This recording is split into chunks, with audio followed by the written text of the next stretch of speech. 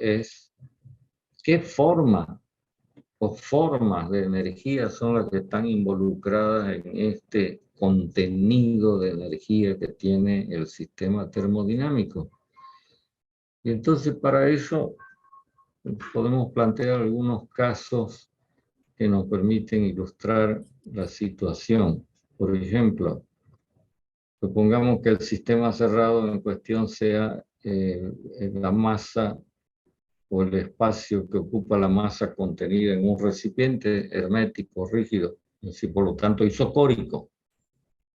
Y entonces hacemos esta operación. Calentamos el contenido, o sea, la masa que está contenida en el sistema, que es una masa constante, por supuesto. Como en este caso particular no hay intercambio de trabajo mecánico, entonces al aplicar la primera ley nos quedaría esto de esta manera. Entonces, persiste la pregunta y ¿qué forma está adoptando como consecuencia de este intercambio de calor, es decir, de recibir calor? Entonces lo que hay que hacer es examinar qué efectos provoca el calor dentro del sistema. Y entre esos efectos podemos encontrar, por ejemplo, cambio en la presión, cambio en la temperatura o incluso cambio de fase. ¿No ven? Entonces, toda la energía que está asociada con estos fenómenos que estoy describiendo, que tiene que ver con cambio de temperatura y o presión, el cambio de fase, resultan en un valor que lo vamos a simbolizar con la letra U y que se conoce con el nombre de energía, justamente energía interna. ¿Por qué? Porque tiene que ver con las condiciones internas del sistema termodinámico. Por lo tanto, este valor E que tenemos previsto acá en la primera ley de la termodinámica, que es esta expresión matemática que estoy encerrando, puede adoptar, digamos, la forma de energía interna. Este valor es el que usted puede encontrar en las tablas de propiedades termodinámicas, concretamente en las tablas del agua, por ejemplo. Quisiera que se fijen si en la tabla que tienen del líquido saturado y vapor saturado seco tienen consignado el valor de U, de energía interna, que repito, es energía que está asociado con la temperatura, con la fase en la que se encuentra la sustancia. Pregunto, ¿tienen a mano la tabla?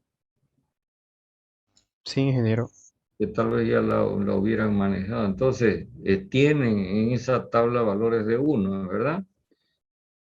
Tanto que en Así la es. tabla aparece el valor de U del líquido saturado, valor de U del vapor saturado seco. Y está claro que si uno examina estos valores, entonces se va a dar cuenta de que el valor de U para el líquido es menor que el valor de U para el vapor. Así como se va a dar cuenta de que el valor de U aumenta con la temperatura o disminuye con la disminución de la temperatura. ¿Ok?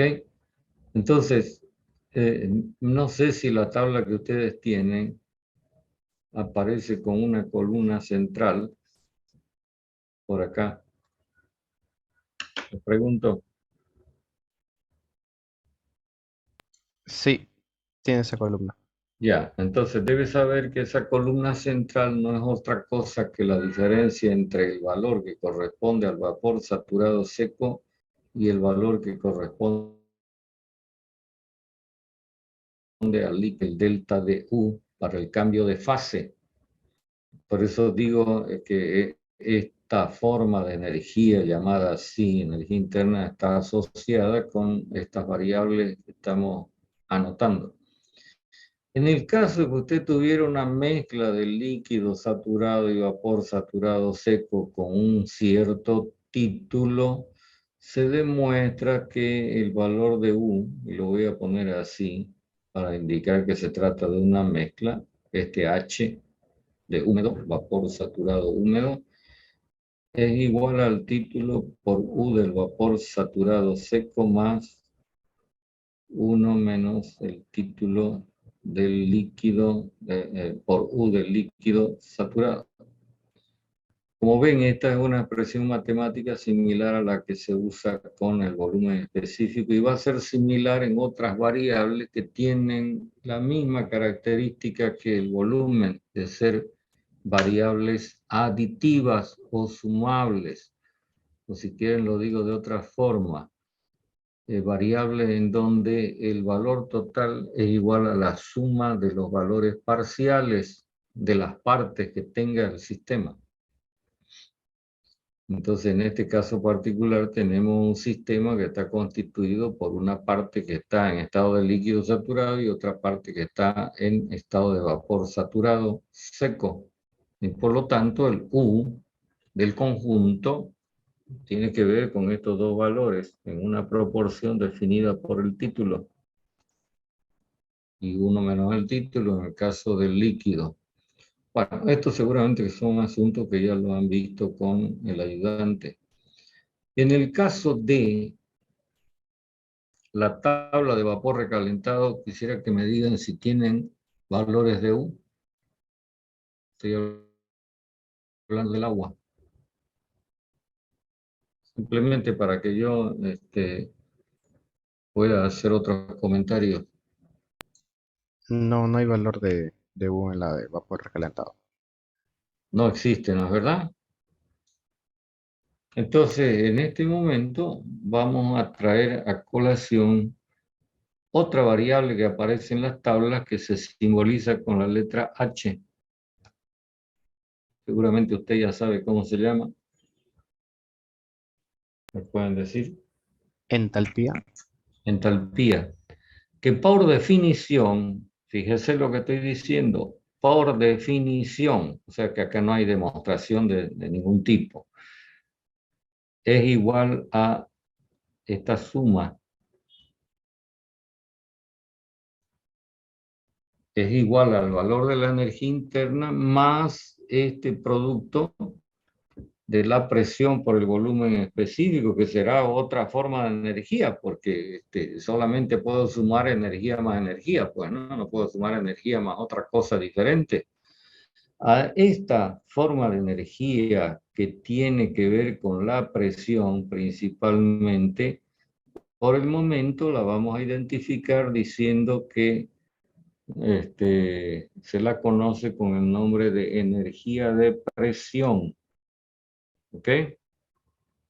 Entonces, mayor presión, mayor energía de presión.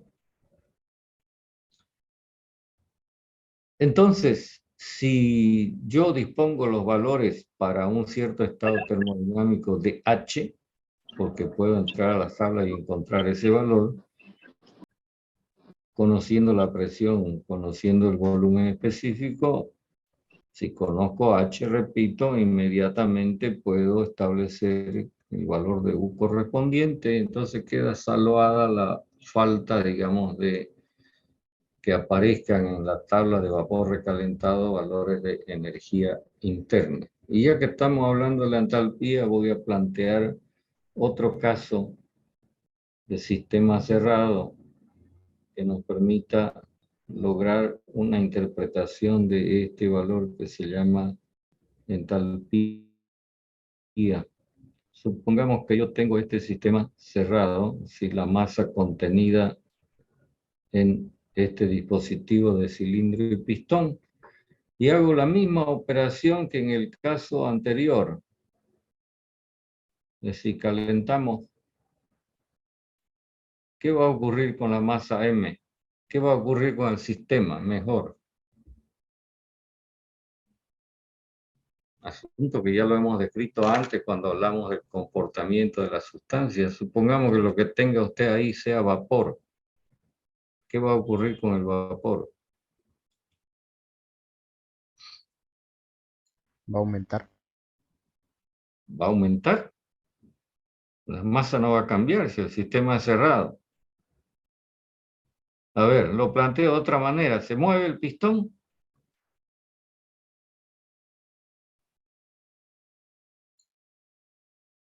¿Se va a mover el pistón o no se va a mover si usted calienta? Sí, una vez iguale la presión, Se sí. va a mover el pistón. ¿Hacia dónde? Hacia arriba, lo que significa que lo que estamos por observar es un fenómeno de expansión del sistema.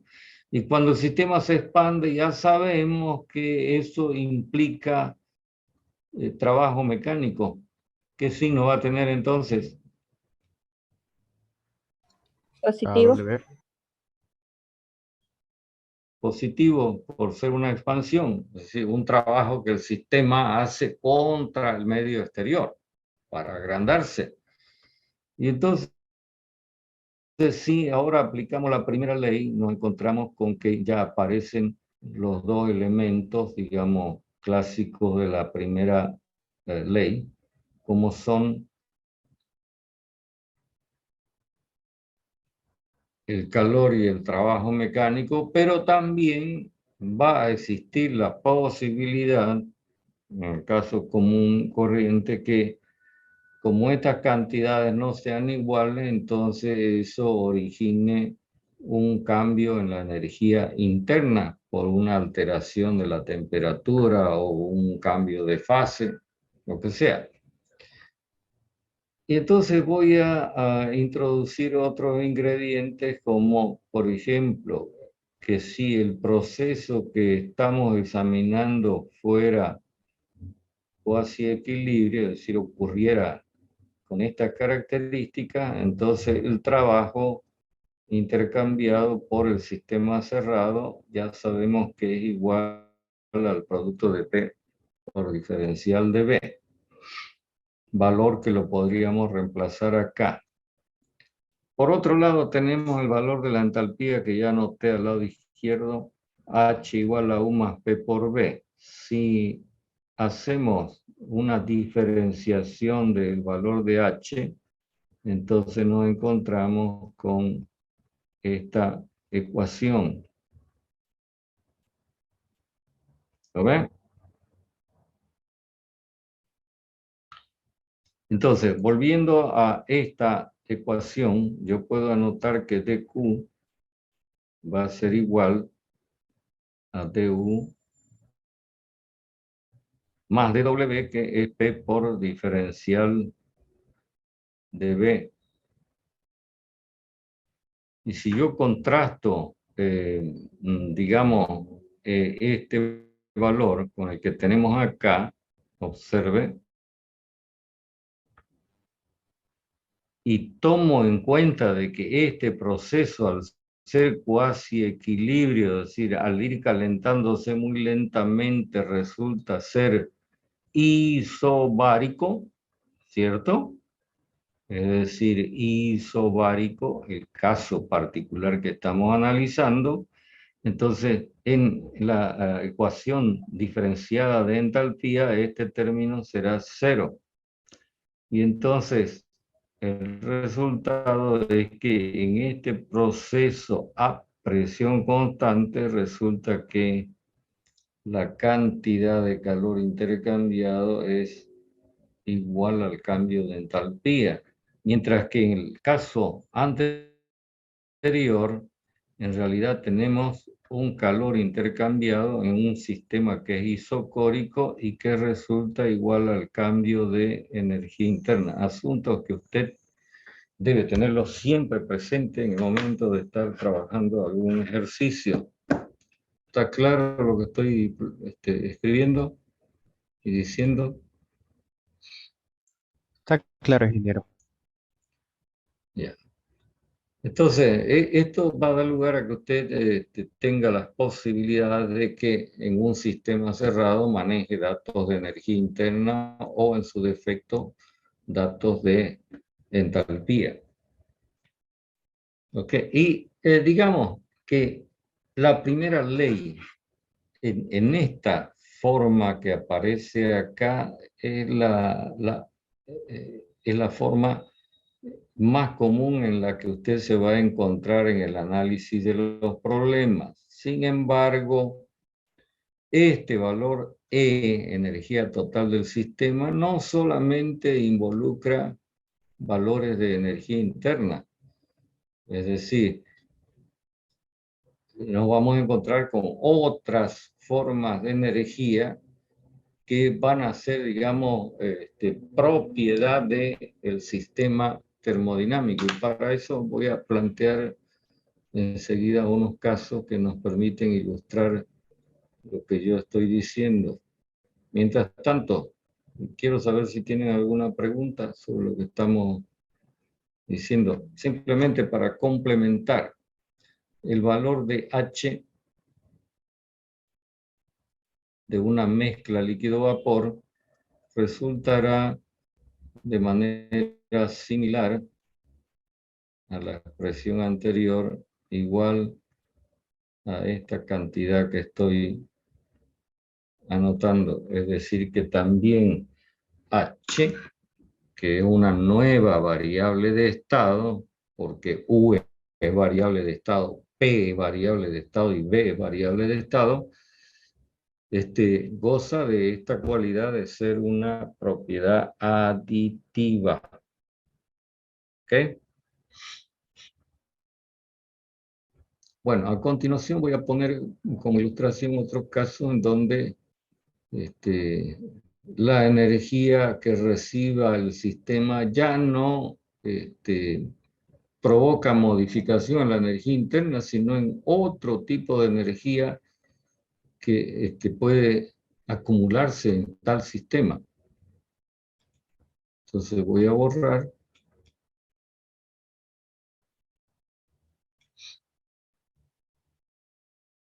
De todas maneras, lo importante es que usted tenga presente que conceptualmente la energía interna es forma o forma.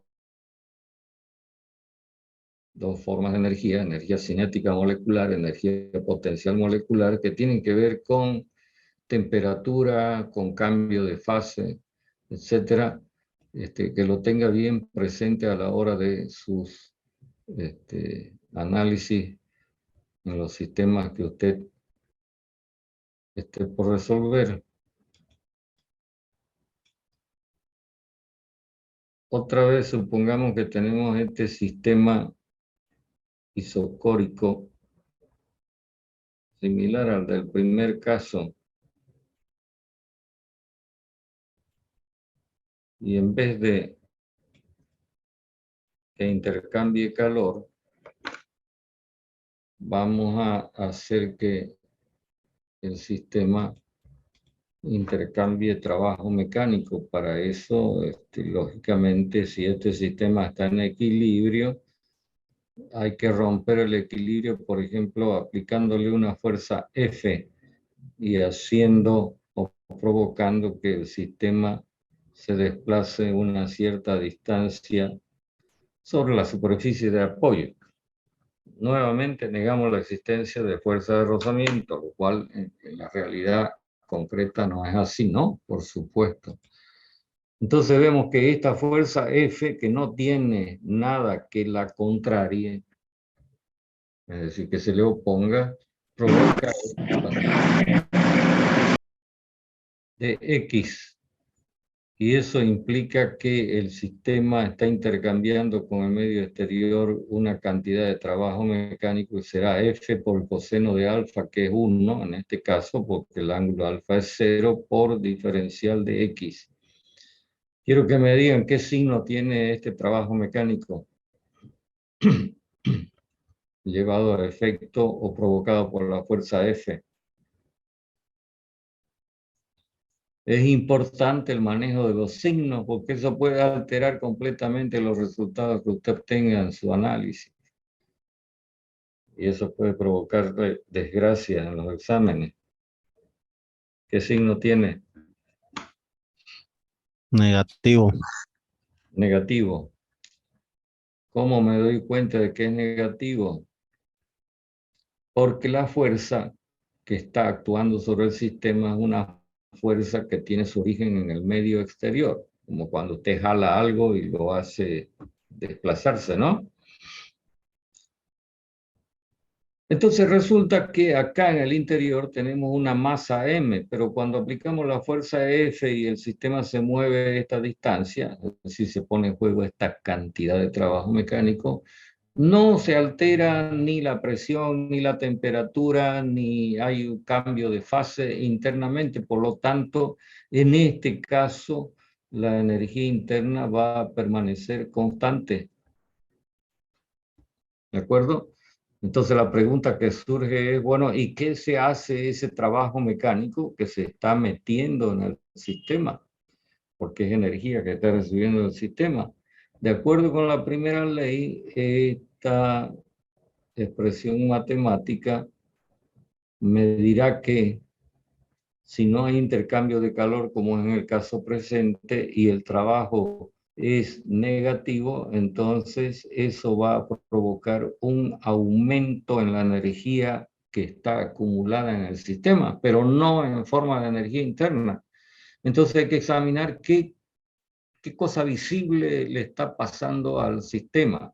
Y en particular es lo siguiente: cuando el sistema se encuentra en esta posición, la velocidad es, digamos, respecto de la superficie de apoyo cero, pero cuando se encuentra en esta posición, la velocidad va a ser distinta de cero, y entonces está ocurriendo un cambio en una forma de energía, digamos, perteneciente al sistema, que se llama energía cinética,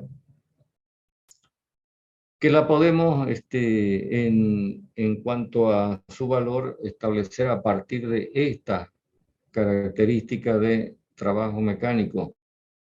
Recordar que la fuerza F en realidad lo que está haciendo es provocarle una aceleración a la masa M. Y debemos recordar también que la aceleración es este valor, cambio de velocidad con el tiempo. Luego, este valor está totalizado, es decir, es para la masa M. Si yo lo divido por la masa, entonces voy a tener que el trabajo por unidad de masa va a ser igual a M, si quieren explicar, por dx dividido por dt, y lo voy a ordenar así, por diferencial de b. Y este valor no es otra cosa que la velocidad, y quedaría velocidad por cambio de velocidad. Y entonces, negativo con negativo da positivo, y por lo tanto en el sistema lo que está ocurriendo es un cambio de energía cinética que será igual a este valor. ¿Estamos? Lo que quiere decir que este valor E puede adoptar la forma de U, pero también puede adoptar la forma de energía cinética. Creo que no tiene mayor dificultad, ¿no?, lo que estamos planteando. Sí, está todo claro.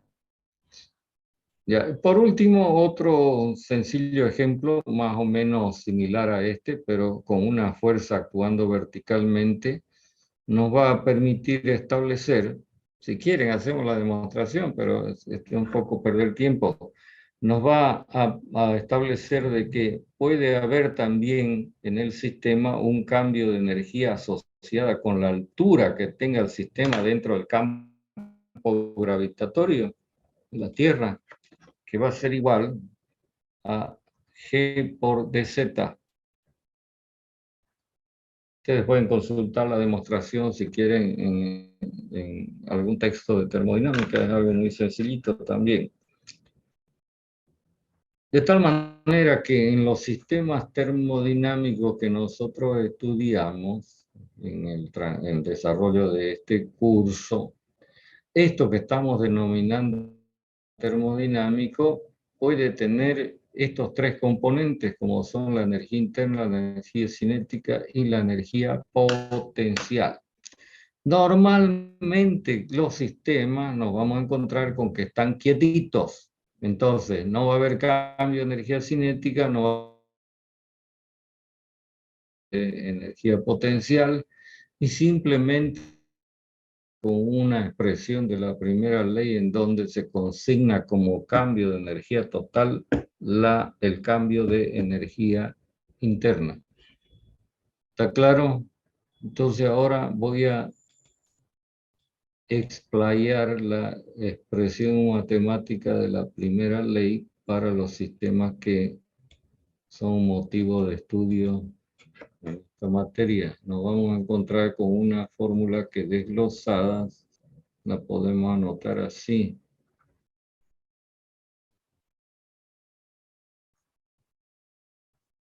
¿Ven? Entonces, ¿qué me dice esta expresión matemática? Me dice que como consecuencia del intercambio de calor y o trabajo mecánico, que aparece en el primer miembro de la ecuación, podrá ocurrir en el sistema un cambio de energía total, ya sea en forma de U y O de energía cinética y O de energía potencial. ¿Está claro? Una manera de, digamos, acordarse siempre de esta ecuación es que en un lado de un miembro de la ecuación, normalmente al lado izquierdo, por lo menos así lo anoto yo, y creo que en los textos así está, aparecen diferenciales inexactos, entonces variables de trayectoria. Y del otro lado aparecen diferenciales exactos, es decir, variables de estado. ¿Estamos?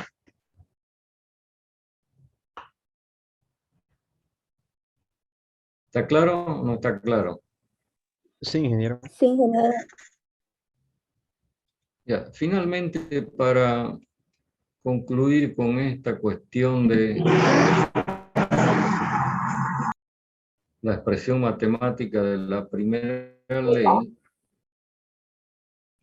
podemos escribir una variante de esta formulación matemática teniendo en cuenta la variable tiempo. Pues, ingeniero, ¿cuál es la diferencia entre diferencial de trayectoria y el de estado? Ucha, ¿me va a hacer volver a las primeras clases? ¿Usted asistió a todas las clases? Las últimas dos no puede existir. No, la última no, porque esto de los diferenciales lo venimos hablando desde hace un buen rato atrás. En primer lugar es la letra la que acompaña a la variable, ¿ve? Cuando aparece la letra delta, el diferencial es inexacto, pero cuando aparece la letra D, el diferencial es exacto. A ver, para que lo entienda, ¿por qué se le llama al que aparece con la letra D exacto? Porque su valor es uno solo. Y un estado final. Es único, no hay más que un solo valor de ese diferencial. En cambio, cuando el diferencial es inexacto, corresponde a una variable de trayectoria, va a depender de cómo vaya a ocurrir el proceso, si es de una manera o de otra manera o de otra manera, y entonces el valor de ese diferencial puede ser distinto. ¿Entiende? Sí. Ok. Sigo borrando.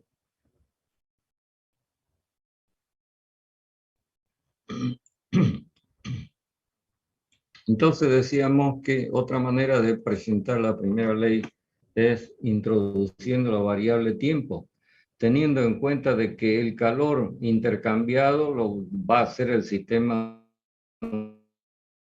un cierto lapso de tiempo. Lo dividimos por el tiempo y lo mismo dividimos el cambio de energía total del sistema por el mismo lapso de tiempo que dura la observación. Este valor que me dice, por unidad de masa, por supuesto, pero por unidad de tiempo, lo vamos a simbolizar de esta forma. Y se denomina flujo de calor. Repito, un flujo de calor no es otra cosa que una cantidad de calor por unidad de tiempo. Es decir, cuando usted esté analizando el sistema, usted va a poder establecer este valor, por ejemplo, diciendo que el sistema está recibiendo 10 kilocalorías por minuto. ¿Comprende? Lo mismo ocurre con este valor, que lo voy a anotar así, pero que en lenguaje más conocido en física, cantidad de trabajo mecánico por unidad de tiempo, se llama potencia mecánica. ¿Qué es la potencia mecánica? Esto que estoy diciendo, cantidad de trabajo mecánico intercambiado por unidad de tiempo. Y del otro lado nos encontramos con este valor que se lo suele mantener en estos términos, que me dice cuánto cambia la energía total por unidad de tiempo como consecuencia del flujo calórico y o del flujo másico. ¿Lo ven? Entonces, esta es la otra opción. Entonces, lo que hay que hacer, lógicamente, para resolver esta expresión matemática cuando así convenga, es separar las variables e integrar, porque usted se dará cuenta de que esto es una ecuación diferencial. ¿Entiende? Ahora, en el caso más común, es posible que Q punto y W punto sean función de el tiempo. Es decir, que hay que conocer funciones matemáticas que me dicen cómo son estos valores versus el tiempo para poder resolver esta formulación que estamos planteando de la primera termodinámica como una ecuación de rapidez, ¿no? Algo que tiene que ver con el tiempo. ¿Preguntas?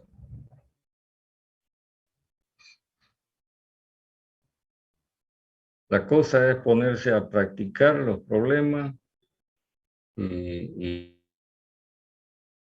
con deficiencias y preguntar antes de que sea tarde, cuando ya nos esté pisando el primer examen parcial, que tienen que ir pensando que de acá a unas 2 semanas muy probablemente estamos dando el primer examen parcial.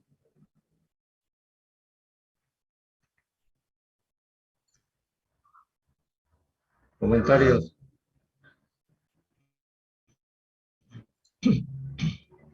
Todo claro, ingeniero.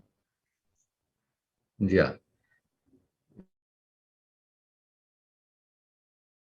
Un ejercicio y encuentran alguna traba, preguntan al ayudante o me preguntan a mí. No hay ningún problema en revisar las cosas. Lo importante es hacerlas, ¿no? Tenerlas claras, es decir, saber por qué los problemas que se le dan como muestra están resueltos como están resueltos.